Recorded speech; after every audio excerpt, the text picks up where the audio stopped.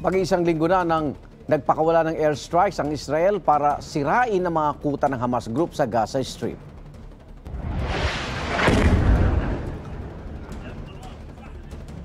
Nanindigan ng Israel na hindi sila magbibigay daan sa humanitarian aid hanggat hindi pinakakawalan ng nasa 100 hinostage ng Hamas.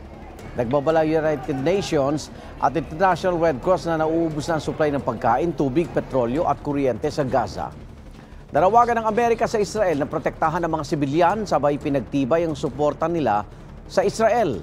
Sa latest update ng Gaza Health Ministry, mahigit 1,500 na ang nasawi sa airstrikes ng Israel sa Gaza. Mahigit 6,000 naman ang sugatan. Sabi naman ng Israeli media, umakyat na sa 1,300 ang patay sa pag-atake ng Hamas.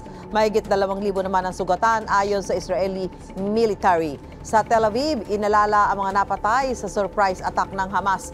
Ayon naman sa International Criminal Court, may jurisdiction sila sa posibleng war crimes ng grupong Hamas sa kanilang pag-atake sa Israel. Mauna ka sa mga balita. Bisitahin at mag-subscribe sa GMA Integrated News sa YouTube. Sa mga kapuso abroad, samahan nyo kami sa GMA Pinoy TV at sa www.gmanews.tv.